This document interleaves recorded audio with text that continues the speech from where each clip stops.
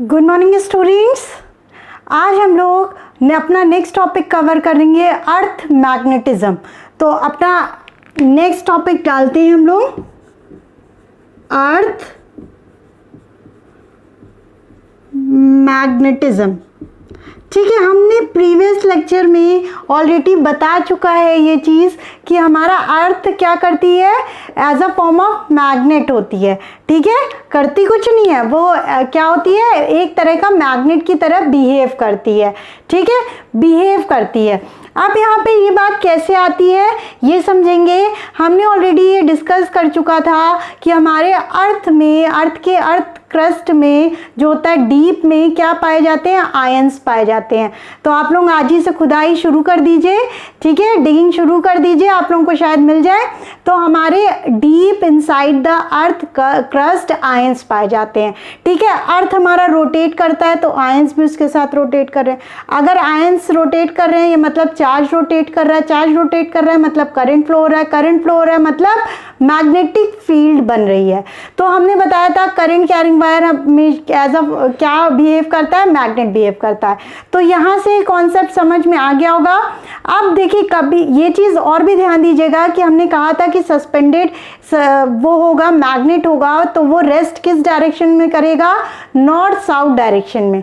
ठीक है, ये चीज़ ध्यान रखिएगा, ये बताया था। तो वो क्यों ऐसा होता है, कोई मैग्नेट को आप रखते हैं तो नॉर्थ साउथ डायरेक्शन क्यों बताता है, तो आज हम लोग वही डिस्कस करेंगे। बहुत प्यारे प्यारे से टर्म्स हैं, उसे समझ। तो देखिए, ये हमारा हो गया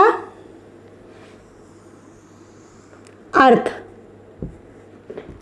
ठीक है, हमने बताया था प्रीवियस लेक्चर में भी बोला था कि जियोग्राफिक नॉर्थ होता है और जियोग्राफिक साउथ होता है। तो ये होता क्या है, देखिए अर्थ हमारी क्या होती है, पहले तो टिल्ट होती है, तो पता ही होगा। नहीं पता मैम, तो यहाँ पे देखिएगा अर्थ जो होती है अपने एक्सिस के अराउंड रोटेट करती है। मान लीजिए ये हो गई आपकी इसकी एक्सिस। तो ठीक है, ये आपके जो एक्सिस के अलोंग पोल्स होते हैं, तो ये आपका क्या हो जाएगा, बीच में बनी है, नहीं बनी तो बीच में बनाइएगा। ठीक है, ये आपका क्या होता है, जियोग्राफिक नॉर्थ, और नीचे आपका क्या होता है, जियोग्राफिक साउथ। ठीक है, तो ये तो समझ में आ रहा होगा जिस एक्सिस के अलोंग रोटेट कर रही है। ठीक है, ये आपका प्रॉपर जियोग्राफिक नॉर्थ हो गया, ये साउथ हो गया। ठीक है, अब यहाँ पे बात आती है, ये तो आपने समझा दिया, और ये आपका क्या होता है, ये होता है इक्वेटर। ठीक है,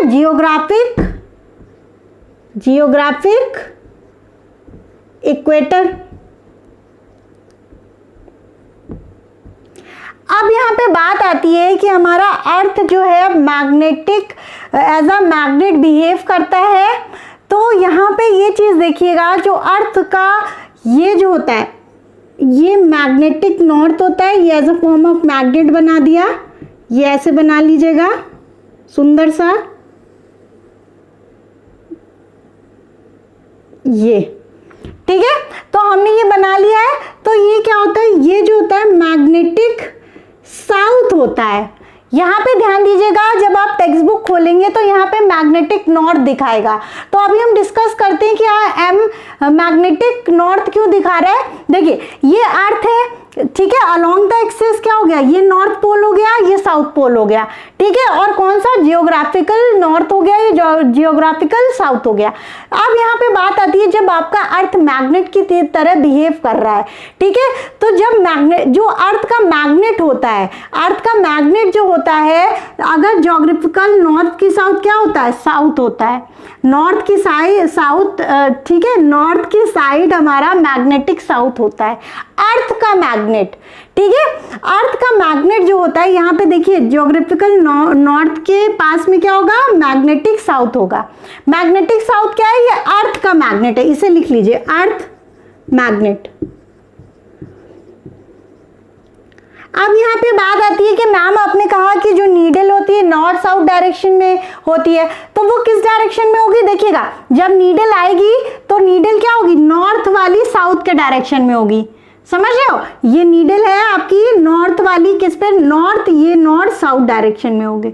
समझ में आ रहा है ये चीज। यहाँ पे ध्यान दीजिएगा कि अर्थ, ये ज्योग्राफिकल नॉर्थ हो गया, जियोग्राफिक साउथ हो गया, ये मैग्नेटिक साउथ हो गया, ये मैग्नेटिक नॉर्थ हो गया।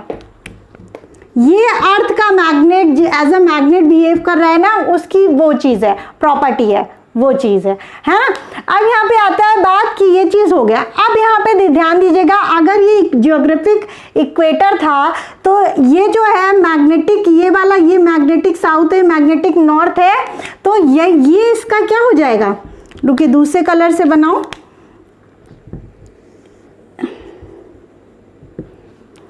ठीक है, ये परपेंडिकुलर इसके क्या हो जाएगा, मैग्नेटिक इक्वेटर।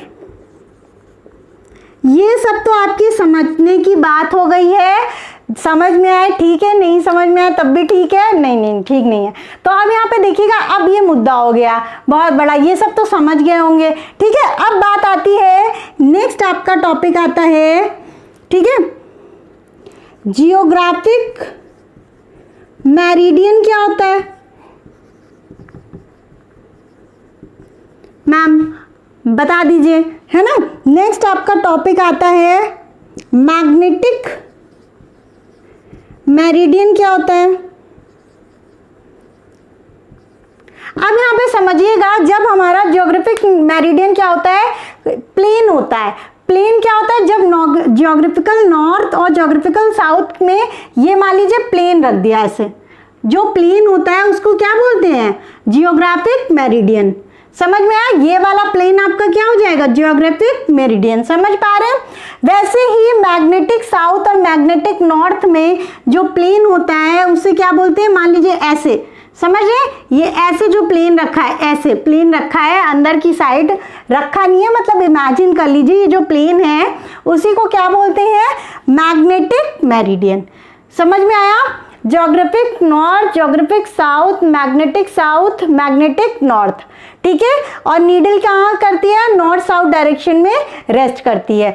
ये तो समझ गए होंगे। और ज्योग्राफिक मेरिडियन क्या होता है, जब ज्योग्राफिकल नॉर्थ और साउथ में जो प्लेन होता है उसी को बोलते हैं ज्योग्राफिक मेरिडियन। ठीक है, अभी ये सब हम लिखा देते हैं, इतना तो मेरे ख्याल से समझ में आ गया होगा, कोई और पॉइंट नहीं छूट रहा है, एक्सेप्ट कि ये जो एंगल होता है इन दोनों के बीच का वो 11.5 डिग्री होता है, ये भी लिख लीजिए। ठीक है, हो गया, थैंक यू स्टूडेंट्स। हम लोग अब डेफिनेशन लिख लेते हैं। ग्राफिक मेरिडियन, ठीक है, उसको बना लिया होगा आप लोग ने, समझ भी गए होंगे, मुझे पूरा विश्वास है आप लोगों के ऊपर। ठीक है, नेक्स्ट आता है ज्योग्राफिक मेरिडियन का हम लोग क्या करने जा रहे हैं, डेफिनेशन लिखेंगे। ठीक है, तो लिखिए, it is an imaginary, it is an, ठीक है, इमेजिनरी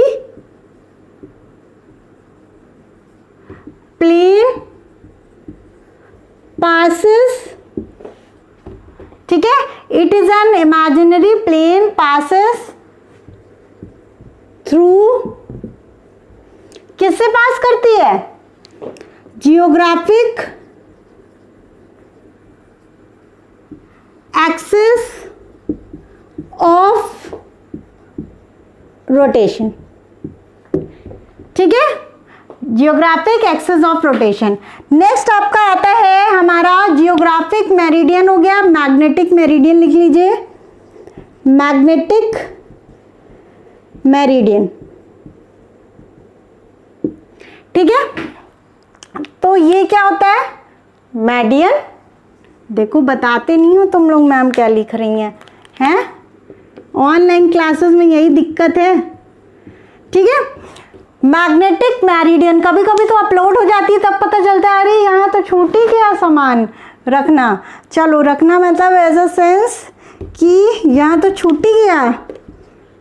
ठीक है, हो गया मैग्नेटिक मेरिडियन। मैग्नेटिक मेरिडियन की फटाफट लिख लीजिए, it is an imaginary plane, किससे पास करती है, पासेस नहीं बताएंगे मैम हम, passes through magnetic axis of rotation. ठीक है, ये हो गई आपकी जियोग्राफिक मेरिडियन और ये मैग्नेटिक मेरिडियन की डिफिनेशन। नेक्स्ट आपका आता है, क्या आता है, एंगल ऑफ डिप और डेक्लिनेशन। अच्छा, डेक्लिनेशन को देखिएगा यहाँ पे, ये आपका ये प्लेन था आपका, है ना, ये वाला जियोग्राफिक प्लेन था, ठीक है, मतलब मेरिडियन था, और ये आपका जो प्लेन था, ये आपका जो प्लेन था, इसको ऐसे बना देते हैं, ठीक है, समझ रहे, ये आपका जो प्लेन गया था वो क्या था, मैग्नेटिक मेरिडियन, और ये वाला जो था क्या था, जियोग्राफिक मेरिडियन। उन दोनों के बीच का एंगल क्या होता है, एंगल ऑफ डिप या sorry declination, angle of declination या डेक्लिनेशन बोलते हैं, डिप बोल दिए, डिप नहीं होता, वो आगे पढ़ेंगे, समझ रहे, डेक्लिनेशन। डेक्लिनेशन क्या होता है, the angle between magnetic meridian and क्या, geographic meridian is called declination, ठीक है, ये होता है। चलिए हम लिखवा देते हैं, अभी नोट कर लीजिए ना स्टूडेंट्स। हमारा टॉपिक जो था क्या था, डेक्लिनेशन। डेक्लिनेशन, तो इसकी डिफिनेशन लिख लीजिए, इसकी डिफिनेशन लिख लीजिए, it is the angle between, ये किसके किसके बीच का एंगल होता है, अभी बताया, geographic graphic meridian and magnetic meridian. समझ में आया, ये आपका प्लेन जियोग्राफिक मेरिडियन ये वाला, और ये जो प्लेन है आपका मैग्नेटिक मेरिडियन, ये समझ में आ रहा है। तो ये और इसके बीच, ये वाले प्लेन के बीच का एंगल होता है, उसे क्या बोलते हैं, डेक्लिनेशन। डेक्लिनेशन, ठीक है, इसको नोट कर लीजिए। और बच्चों, राशि वाला गाना तो आप लोगों ने सुना ही होगा, एकदम दिमाग में बैठ गया है, इतनी बार जो है, थोड़ा सा देखिएगा, अगर नहीं देखा है, ऑफ कोर्स सी बात है, इसीलिए बोल रहे हैं, देख लीजिएगा, 3 बार देखेंगे, पूरे दिन वही दिमाग में चलने वाला है, ठीक है। तो चलिए, ये हो गया होगा मेरे ख्याल से, अभी लिख लिया होगा आप लोग ने ना स्टूडेंट्स। यहाँ पे हम लोग कुछ देखते हैं, क्या करते हैं हम लोग, शिप चलाते हैं, ठीक है, शिप में हम लोग क्या कर रहे हैं, एज अ ड्राइवर काम कर रहे हैं, ठीक है, और नीडल रहती है, आप लोगों को तो पता ही होगा, है ना। तो यहाँ पे देखिएगा कि मान लीजिए नीडल जो है आपका, ये 15 डिग्री है, ठीक है, ये ईस्ट होता है, ये वेस्ट होता है, ये नॉर्थ होता है, ये साउथ होता है। तो यहाँ पे देखिए, ये इसका एंगल कैसे लिखेंगे, 15 डिग्री क्या है, वेस्ट ऑफ नॉर्थ, ठीक है। तो आपको अगर नॉर्थ के डायरेक्शन में जाना है, ठीक है, जियोग्राफिक नॉर्थ डायरेक्शन में जाना है, तो आप क्या करोगे, तो आप इसे क्या करोगे, अपोजिट कर दोगे। अपोजिट एज अ सेंस, अगर आपसे बोला जाए, ठीक है, शिप में बैठ तो गए हो, उसे कैसे चलाओगे, अगर मैग्नेटिक नीडल आपके 15 डिग्री वेस्ट ऑफ नॉर्थ दिखा रहा है, आपको नॉर्थ डायरेक्शन में, जियोग्राफिक नॉर्थ डायरेक्शन में जाना है, तो आपको क्या करना पड़ेगा, 15 डिग्री ईस्ट लेना पड़ेगा, ऐसे ऐसे ईस्ट की साइड, समझ रहे, 15 डिग्री ईस्ट की साइड। कितना अच्छा कॉन्सेप्ट है ना। अब हम शिप ही चलाने वाले हैं, ठीक है। अच्छा, यहाँ पे चलो, इसको यहाँ पे एक ही साइड ले लिया है। अब इसी के नीडल को क्या करते हैं हम लोग, मान लो ऐसे दिखा रहा है, ठीक है, अजीब सी नीडल, मोटी हो गई खाना खा के, मोटी हो गई नीडल हमारी, ठीक है, कोई बात नहीं। ये मान लीजिए 10 डिग्री है, फिर से ईस्ट वेस्ट नॉर्थ साउथ हो गया। अब यहाँ पे देखिएगा कि नीडल तो हो गई है, अब इसका डायरेक्शन क्या लिखेंगे, 10 डिग्री ईस्ट ऑफ नॉर्थ। तो हमें क्या जाना है, जियोग्राफिक नॉर्थ में फिर से जाना है, तो अब हमें क्या करना पड़ेगा, वेस्ट लेना पड़ेगा, 10 डिग्री वेस्ट की साइड, ऐसे स्टीयरिंग को घुमाना है। समझ गए? अब हम लोग ने शिप भी चला ली है।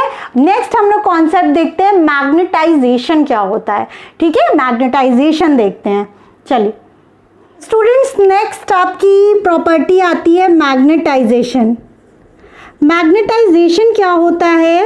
ये एक तरह की प्रॉपर्टी होती है जब नॉर्मल जो मटेरियल होता है converted into magnetic material. Normal material है, उसको मैग्नेट में कन्वर्ट करने को आप क्या कहते हैं? उसकी प्रॉपर्टी को क्या बोलते हैं? मैग्नेटाइजेशन। तो यहां पे लिख लीजिए, इट इज द प्रॉपर्टी या प्रॉपर्टीज कर लीजिए, it is the properties by which normal material, ठीक है, normal material is converted into magnetic material। ठीक है, ये हो गया मैग्नेटाइजेशन। मैग्नेटाइजेशन बेसिकली प्रॉपर्टीज होती है जिसमें नॉर्मल जो मटेरियल होता है उसे मैग्नेट के फॉर्म में कन्वर्ट कर देते हैं, उस प्रॉपर्टी को ही मैग्नेटाइजेशन कहते हैं। ठीक है, इसे नोट कर लीजिए। नेक्स्ट हम लोग देखेंगे मैग्नेटाइजेशन, लिखिए।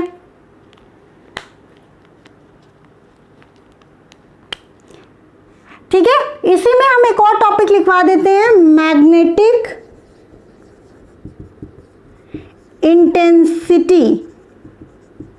ठीक है, ये क्या होता है? ये कॉज होता है, ये कॉज होता है जिसकी वजह से magnetic material normal material magnetic material में चेंज होता है। तो ये कॉज होता है, it is the cause by which normal material is converted into magnetic material। ठीक है, तो ये क्या हो गया? ये प्रॉपर्टी होती है मटेरियल की जिसकी वजह से क्या होता है? वो चेंज होता है, मैग्नेट के फॉर्म में चेंज हो जाता है। दे समझ रहे हो ना? इस बार नहीं बोलेंगे नॉर्मल मटेरियल क्योंकि गड़बड़ बोल जा रहे हैं ना। और ये क्या होता है? कॉज होता है जिसकी वजह से, जिसको करने की वजह से हमारा जो होता है नॉर्मल मटेरियल मैग्नेटिक मटेरियल में कन्वर्ट हो जाता है। ठीक है, अब इसे नोट कर लीजिए। बस हो गया, खत्म कहानी? नहीं, अभी यह देखेंगे एंगल ऑफ टिप क्या होता है। ठीक है ना स्टूडेंट्स, हम लोग अपना नेक्स्ट टॉपिक लेंगे टिप एंगल और एंगल ऑफ टिप, दोनों बोल सकते हैं। तो एंगल ऑफ टिप, डिप। ठीक है, इसको पढ़ने से पहले हम लोग क्या पढ़ते हैं? Dip needle. Dip needle basically क्या होती है? वो नीडल, ठीक है, जो वो मैग्नेटिक नीडल जो कि हॉरिजॉन्टल तो घूमती है। मान लीजिए आपने कोई मैग्नेट लिया तो वो ऐसे से घूम रही है। ठीक है, नीडल घूम रही है। तो अब वो ऐसा भी हो कि वो वर्टिकली भी मूव कर सके। ठीक है, फ्लेक्सिबल हो इतनी कि वर्टिकली मूव कर सके। तो उसमें ये चीज अभी हम आगे बताते हैं। ठीक है, तो डिप नीडल क्या होती है? The needle, the magnetic needle कर लीजिए, ना तो कहेंगे मैम। ठीक है, the magnetic needle which is ठीक है, the magnetic needle which is free to rotate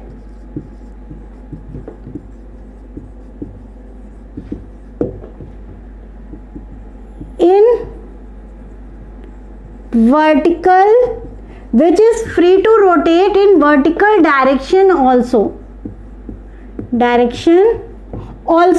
तो समझ गए ना कि हॉरिजॉन्टली तो मूव कर रही है, वर्टिकली भी वो फ्लेक्सिबल हो मूव करने से। तो यहाँ पे ये चीज देखा गया कि जब आपने वो रखा, नीड कंपास को रखा, तो उसकी नीडल घूमी और अलाइन हो गई नॉर्थ साउथ डायरेक्शन में, और फिर क्या कर जाती है? डिप कर जाती है, मतलब ऐसे हो जाएगी नीचे की साइड। तो वो जो एंगल होता है उसे एंगल ऑफ इंक्लिनेशन कहते हैं। ठीक है, कितना इंक्लाइन कर गई। ठीक है, जो मैग्नेटिक मेरिडियन से कितना वो इंक्लाइन कर गई। तो ये चीज़ देखा गया वो इंक्लाइन कर जाती है, मतलब ऐसे डिप कर जाती है नीडल अपनी रेस्ट पोजीशन पे आगे, as a sense north south direction में रेस्ट करती है तो वो डिप हो जाती है, उसी को एंगल ऑफ डिप कहते हैं। तो ठीक है, ये लिखने के बाद इसको बना लीजिएगा। ठीक है, अब यहाँ पे देखिएगा ये आपका क्या है, जियोग्राफिक एक्सिस है, जियोग्राफिक, ये मेरिडियन लिख लीजिए, मेरिडियन, मेरिडियन। ठीक है, ये तो जब आपने यहाँ पे देखिएगा, इसमें देखिएगा ये आपका ज्योग्राफिक मेरिडियन होता है, ये जो ये वाला प्लेन होता है, और ये जो होता है मैग्नेटिक मेरिडियन आ रहा था, प्लेन जो था, तो यहाँ पे इसे ड्रॉ कर रहा है, ये अंदर की साइड क्या है, जियोग्राफिक मेरिडियन, और ये वाले प्लेन पे क्या है, मैग्नेटिक मेरिडियन। इमेजिन कर पा रहे हैं? ठीक है, इमेजिन करना है आपको, ये क्या है, जियोग्राफिक मेरिडियन है, क्योंकि 3D में है, ये ऐसे बन रहा है, ऐसे, समझ गए? अगर मान लीजिए ऐसे बन रहा है, अगर हम लोग ऐसे उल्टा कर दें इसे तो ऐसे बन रहा है, तो ये तो समझ रहे होंगे। ठीक है, तो यहाँ पे देखिएगा कि ये आपका मैग्नेटिक मेरिडियन था, मैग्नेटिक मेरिडियन था, तो मैग्नेटिक मेरिडियन पे रेस्ट करनी चाहिए हमारी नीडल को, तो वो क्या कर जाएगी, ऐसे डिप कर जाएगी, समझ रहे? ये ऐसे देखिएगा, यहाँ से क्या कर जाएगी, डिप कर जाएगी ऐसे, तो इसी को निकालना रहेगा। तो हमने आपको पहले ही बताया कि ये जो एंगल होता है, ठीक है, ये जो एंगल होता है वो एंगल ऑफ डिप होता है। ठीक है, क्या होता है, मैग्नेटिक मेरिडियन और जियोग्राफिक मेरिडियन के बीच में जो एंगल होता है एंगल ऑफ डिप होता है। ये मान लीजिए ये नीडल आपकी ऐसे रेस्ट कर गई, ये नीडल थी, वाओ कितनी अच्छी नीडल बना ली हमने, देखा ये जो एंगल करी वो इंक्लिनेशन एंगल हो गया, आई से डिनोट कर दिया। अब यहाँ पे ये जो है मैग्नेटिक फील्ड का ये इंटेंसिटी हो गई टोटल। तो अब देखिएगा आई एंगल ये क्या है, ये एंगल आई बना रहा है विद द हॉरिजॉन्टल, तो इसके दो कंपोनेंट निकलेंगे, एक vertical B H B V vertical और ये बी एच। तो यहाँ पे ये देखा गया कि जो b होता है वो रूट ऑफ बी एच का स्क्वायर प्लस बी वी का स्क्वायर होता है, और आपको यही पढ़ना था। ठीक है, नेट मैग्नेटिक फील्ड की इंटेंसिटी ये होती है, मतलब वर्टिकल कंपोनेंट और हॉरिजॉन्टल कंपोनेंट दिया गया तो ये निकाल सकते हैं आप। ठीक है, तो अब यहाँ पे ये चीज़ आती है कि मैम ये कैसे आया। आप देखिएगा यहाँ पे अगर वर्टिकल कंपोनेंट है तो ये इधर जाएगा, तो वर्टिकल कंपोनेंट क्या हो जाएगा, बी साइन थीटा। ठीक है, प्रूव कर रहे हैं हम, समझे ये कैसे हो रहा है। और इसका कंपोनेंट आएगा तो यहाँ पे हॉरिजॉन्टल कंपोनेंट क्या हो जाएगा, B H is equal to क्या हो जाएगा, बी कॉस थीटा। आ गया। अब यहाँ पे देखिएगा, इसको नोट कर लिया होगा, इसको रब कर देते बेटा, ये वाला पार्ट तो हम काट देते हैं, बेसिकली जो रब करने वाला है उससे हमें लगता है बच्चों आप लोगों का टाइम वेस्ट होगा, इसलिए हम ज़्यादातर काट के मर्ज कर देते हैं वीडियो को। अब चलिए हम वहीं साफ कर रहे हैं, समझते हैं ना। तो ये कैसे आया, हमने कहा वर्टिकल कंपोनेंट इसका बी साइन थीटा होगा और हॉरिजॉन्टल वाला बी कॉस थीटा होगा। तो अगर हम इसी फॉर्मूले में लिख लें, ठीक है, रूट ऑफ ये निकालें तो हमें देख लें इसके इक्वल आ रहा है कि नहीं, है ना। तो ये देखिएगा बी वर्टिकल हॉरिजॉन्टल कंपोनेंट है तो बी कॉस थीटा हो जाएगा, बी कॉस थीटा का square plus B sine theta का स्क्वायर अंदर रूट के। अब यहाँ से क्या हो जाएगा, D square cos square theta plus B square sine square theta. ठीक है, अब बी स्क्वायर को आप कॉमन ले लीजिए, B square cos square theta plus sine square theta. बचपन में ट्रिग्नोमेट्री में 10th क्लास में बस हमें एक ही चीज़ बहुत अच्छी लगती थी कि sign square theta plus cos square theta 1 होता है। बायो वाला उसमें सोचने की बात नहीं है, ये 1 होता है। ठीक है, तो ये रूट ऑफ बी स्क्वायर हो गया, तो ये क्या हो जाएगा, बी आ गया कि नहीं, यहाँ से शुरू करें इस पे आ गया कि नहीं, तो ये रीज़न होता है। अब अगर आपको इंक्लिनेशन एंगल निकालना हो tan आई, तो क्या होता है, vertical component upon horizontal component. ठीक है, परपेंडिकुलर अपॉन बेस होता है, ये परपेंडिकुलर अपॉन बेस, कोई दिक्कत। और आई का क्या हो जाएगा, tan inverse B V upon B H, B V upon B H, ठीक है, ये हो गया। तो ये लिख लीजिए, ये लिख लीजिए, उसको लिखना चाहिए तो साइड में लिख लो, ठीक है, फ्रंट पे मतलब बीच में मत लिखिएगा, इसको लिख लीजिए। तो ये हो गया आपका कॉन्सेप्ट, ठीक है, नोट कर लीजिए। स्टूडेंट्स हम अपना नेक्स्ट टॉपिक स्टार्ट करेंगे, current loop as a magnetic dipole. तो यहाँ पे बात आती है बच्चों, इसको मत देखिएगा, इसको हमने अपने लिए लिखा है, अभी बताते हैं क्यों लिखा है, ठीक है। यहाँ पे बात आती है बच्चों कि करंट कैरिंग वायर क्या होता है, एज अ मैग्नेट बिहेव करता है, हमने इसे बार बार बताया है। तो अब यहाँ पे आपको डायरेक्शन अगर बतानी हो तो हम देखें आप बता पाते हैं कि नहीं।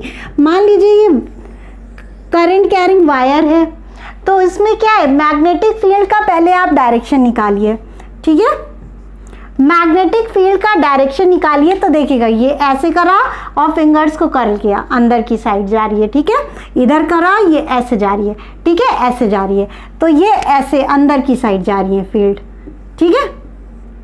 कहीं पे से भी निकाल लीजिए, अगर इस पॉइंट से भी निकालते हैं, ये करंट ऐसे फ्लो कर रहा है, थंब को ऐसे रखा और कर्ल किया, फिंगर्स को कर्ल किया, तो अंदर की साइड ये जा रहा है, तो ये समझ लीजिए ये है, ठीक है, ये ठीक है, समझ रहे ऐसे, और ये अंदर की साइड जा रहा है, ठीक है, मतलब मैग्नेटिक फील्ड अंदर की साइड जा रही है। अब यहाँ पे एक कॉन्सेप्ट आता है, हमने आपको क्या बताया कि current carrying wire as a magnet होता है, अभी बताया बिहेव करता है मैग्नेट की तरह। तो अब ये मैग्नेट है, मान लीजिए ये मोटा सा मैग्नेट है, ये मैग्नेट है, और मैग्नेटिक फील्ड लाइन्स अंदर की साइड जा रही है, ठीक है, अंदर की साइड जा रही है। तो मैग्नेटिक फील्ड लाइन कैसे ट्रेवल करती है, इनसाइड द मैग्नेट कैसे ट्रेवल करती है, साउथ टू नॉर्थ, इनसाइड कैसे ट्रेवल करती है, साउथ टू नॉर्थ, और आउटसाइड कैसे ट्रेवल करती है, आउटसाइड अगर देखेंगे तो नॉर्थ टू साउथ, ये तो पढ़े होंगे, है ना। अब ये करंट कैरिंग वायर अगर मैग्नेट की तरह बिहेव कर रहा है, ये मैग्नेट हो गया, ठीक है, उसके अंदर मैग्नेटिक फील्ड लाइन जा रही है, तो कैसे जाएगी, साउथ टू नॉर्थ। तो मतलब ये वायर का ये वाला हिस्सा क्या हो जाएगा, साउथ हो जाएगा, ये वाला हिस्सा नॉर्थ हो जाएगा। तो यहाँ पे ये चीज समझ गए होंगे मेरे ख्याल से। अब हम इसका डेरिवेशन बताते हैं, इसको लिख लीजिएगा।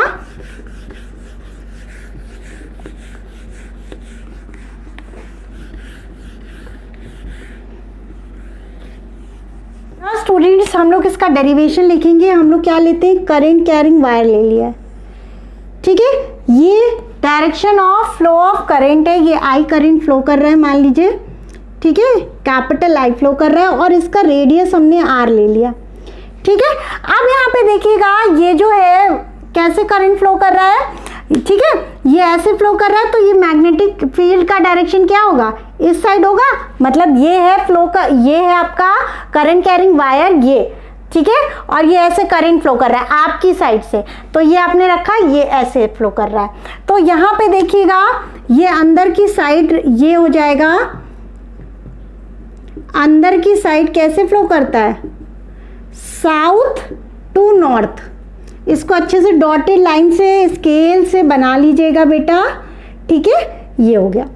थोड़ा कॉन्सेप्चुअल है, टाइम लगेगा, 2 बार देख लेना बेटा, कोई दिक्कत नहीं है, पढ़ना है आप ही लोगों के लिए है ना, 2 बार देख लेना अगर नहीं समझ में आए तो, ठीक है, ये हो गया, ठीक है। अब यहाँ से समझ में आ रहा है, तो करंट फ्लो कर रहा है, तो ये आपने रखा, ये आपका वायर है, ठीक है, करंट आपकी साइड फ्लो कर रहा है, तो ये करंट का डायरेक्शन हो गया, ठीक है, मैग्नेटिक फील्ड का डायरेक्शन ये हो गया। अब यहाँ से देखिएगा कि ये जो हो गया, चलिए ये तो हो गया, तो अगर मान लीजिए यहाँ पे एक पॉइंट लेते हैं P, यहाँ पे पॉइंट लेते हैं, तो ये डायरेक्शन कैसे होगा देखो, ठीक है, ये मैग्नेटिक फील्ड निकल ली है, ठीक है, यहाँ पे एक पॉइंट ले लिया P पे हमें इलेक्ट्रिक मैग्नेटिक फील्ड की इंटेंसिटी निकालनी है। तो यहाँ पे हमने बताया था कि अगर कोई करंट कैरिंग वायर है, उसकी एक्सिस पे P पॉइंट पे निकालना हो, तो ये डेरिवेशन हम करा चुके हैं। तो यहाँ से देखिएगा, since we know that B is equal to mu naught I R square upon 2 R square plus X square upon 3/2। और यहाँ पे x क्या होता है, ये पॉइंट इसका सेंटर और P के बीच की डिस्टेंस, ये जो होती है वो x होती है। ठीक है, ये x होती है। अगर मान लिया x जो है r से बहुत ज़्यादा बड़ा है, मतलब ये डिस्टेंस बहुत ही दूर है, तो आप r को 0 मान सकते हैं, यहाँ पे 0 हो जाएगा। समझ रहे? तो ये इक्वेशन आपकी क्या हो जाएगी, b is equal to mu naught I R square upon 2x square की पावर 3/2। पहली बात तो डेक्लिनेशन और डिप बहुत इंपॉर्टेंट है, उसके जो वो बताए मैग्नेटिक मेरिडियन, वो सब बहुत इंपॉर्टेंट है। ये छोटू सा इंपॉर्टेंट है। ठीक है, अब यहाँ पे r 0 हो गया, ये 2 से 2 कैंसिल हो गया, तो यहाँ पे b इज इक्वल टू क्या हो जाएगा, mu naught I R square upon 2x की क्यूब हो जाएगा ना, x क्यूब हो जाएगा। अब हम क्या करते हैं, ऊपर और नीचे पाई से मल्टीप्लाई कर देते हैं। मैम पाई से क्यों मल्टीप्लाई करा, हमको क्योंकि पता है पाई आर स्क्वायर क्या होता है, एरिया होता है। पाई आर स्क्वायर क्या होता है, एरिया होता है। तो अब हम क्या करते हैं, इसे लिखेंगे, देखिए तो ये क्या इक्वेशन हो जाएगी, b इज इक्वल टू यहाँ से हो जाएगा mu naught I A upon I A हो जाएगा ना, ए फॉर एप्पल नहीं एरिया। ठीक है, यहाँ हो गया 2x क्यूब पाई। अब यहाँ पे हमको पता है लूप के केस में हमने बताया था मैग्नेटिक डाइपोल मूवमेंट का फॉर्मूला, और लूप के केस में अलग बताया था, मैग्नेट के केस में अलग बताया था। तो लूप के केस में मैग्नेटिक डाइपोल मूवमेंट का फॉर्मूला आई ए होता है। तो यहाँ से आई ए को हम लोग क्या लिख लेते हैं, कैपिटल M 2x क्यूब पाई। मैम कई बुकों में तो स्मॉल m दिया है, लेकिन स्मॉल m हमने क्या बताया था, पोल स्ट्रेंथ होती है। ठीक है, ये हो गया, यहाँ तक m लिख लिया। और एक और आप कुछ कर सकते हैं इसमें, तो क्या करो, ऊपर और नीचे 2 से मल्टीप्लाई कर दो, तो b इज इक्वल टू क्या हो जाएगा, म्यू नॉट 2m अपॉन 2 2 जा 4 पाई x क्यूब। ये क्यों करा, क्योंकि म्यू नॉट अपॉन 4 पाई की वैल्यू हमें पता है 10 टू द पावर -7 होती है, इस पूरे की वैल्यू 10 टू द पावर -7 होती है। ये हो गया आपका डेरिवेशन। ये डायग्राम आप लोगों ने क्लास 10th में पढ़ा होगा, तो इसको ये चीज़ ध्यान रखिएगा। ये क्या होता है, अब देखिए क्या आपके हिसाब से क्या है, क्लॉकवाइज डायरेक्शन करंट मूव कर रहा है। मान लीजिए आई करंट है और ये एंटी क्लॉकवाइज आई करंट है। ठीक है, अब यहाँ पे देखिए आपको बताना है कि नॉर्थ और ये जो वो है मैग्नेटिक फील्ड लाइन, नॉर्थ कौन सा होगा, साउथ कौन सा होगा। तो अब यहाँ पे देखिए हमेशा याद रखिएगा, अगर ये क्लॉकवाइज डायरेक्शन है, क्लॉक वाइज, तो ये जो इधर वाला पोर्शन है कैसे पता चला, ये ठीक है, ये वायर है, करंट कैरिंग वायर है, करंट ऐसे फ्लो कर रहा है, तो हमने ये करा ऐसे फिंगर करके। तो फिंगर कैसे जा रही है, इधर से इधर जा रही है, और अंदर हमेशा क्या जाती है, साउथ से नॉर्थ। तो ये ऊपर वाला जो वायर का ऊपर वाला इधर वाला फ्रंट वाला हिस्सा है, वो क्या हो जाएगा, साउथ। समझ रहे हो। और यही चीज यहाँ पे अगर देखते हैं तो ये करंट की डायरेक्शन है, और अंदर की साइड अगर आपको निकालना है तो कर्ल करके इधर से ऐसे आएगी, अंदर से ऐसे घूम के ऐसे आएगी। समझ लो, ये आपका वो है वायर है, तो ये आपका करंट फ्लो कर रहा था, तो ये अंदर से ऐसे घूम के इधर अंदर की साइड इधर आएगी। तो मतलब अंदर आपका क्या हो जाएगा, साउथ, और इधर क्या हो जाएगा, फ्रंट पोर्शन वाला ये नॉर्थ। तो ये क्या हो जाएगा, एंटी क्लॉकवाइज में ये जो फ्रंट वाला इधर वाला ये चीज क्या हो जाएगा, जो आपके सामने है वो हो जाएगा नॉर्थ। ठीक है, ये नॉर्थ। तो इसको कई बच्चे रट लेते हैं, तो ऐसे भी समझ लीजिए फिंगर्स कैसे जा रही है, इधर से इधर जा रही है। तो यहाँ पे समझिएगा, अगर फिंगर इधर से इधर जा रही मतलब अंदर की इधर फ्लो करती है, साउथ टू नॉर्थ फ्लो करती है, तो ये आपका साउथ हो जाएगा और ये नॉर्थ। इस वाले केस में ऐसे करके इधर से ऐसे आ रही है, अंदर से ऐसे आ रही है, तो उधर साउथ हो गया और इधर वाला पोर्शन नॉर्थ हो गया, समझ रहे, ये नॉर्थ हो जाएगा। ये हो गई कहानी, सारी कहानियाँ ख़त्म हो चुकी हैं इस चैप्टर की। बच्चों आप लोग हिस्टेरेसिस कर्व के लिए पूछ रहे थे, तो बेटा जब फेरोमैग्नेटिक नहीं है, ठीक है, डायमैग्नेटिक नहीं है, पैरामैग्नेटिक नहीं है, तो उसको भी हटाई दो, ठीक है, उसको नहीं पढ़ना है। और ये आपका चैप्टर होता है समाप्त। हमने क्या बताया, क्या क्या पढ़ना है, थोड़े से टॉपिक है, अच्छे से पढ़ लीजिएगा। डिप ज़रूर पढ़ना है, ठीक है, डिप ज़रूर पढ़ना है। डेक्लिनेशन, उसके सारे टर्म्स हो गए। ये टॉपिक आपका छूटा था, जो कि सीबीएसई का पहला ही टॉपिक था, वो पता नहीं कैसे स्किप हो गया, जानते तो नहीं, तो उसकी टेंशन मत लीजिए। जितना स्किप हो गया वो हमको अभी नहीं पढ़ाना, कोर्स ख़त्म कराने के बाद ही कोई अगर कुछ बोलेंगे टॉपिक पढ़ाने को तो वो करना है, लेकिन ये हमारे कोर्स के हिसाब से चल रहा है, तो ज़रा सा भी टेंशन नहीं लेना। और राशि वाला जो थोड़ा सा देख लीजिएगा, मज़े आ जाएंगे, क्योंकि चैप्टर तो ख़त्म हो गया है, ठीक है। और हमको जो भी देख लेगा तो हमें कमेंट कर दीजिएगा, मैम देख लिया, बस इतना ही कमेंट करना। जो जिन बच्चों ने, बहुत सारे बच्चों ने स्टेटस भी लगाया था, तो थैंक यू वेरी मच, मतलब सपोर्ट करने के लिए। बहुत अच्छी बात है, आप लोग इतने ज़्यादा एक्टिव हैं, बहुत अच्छी बात है, thank you so much. Hello students, kindly watch my other videos and don't forget to subscribe, like and also share my videos with your friends.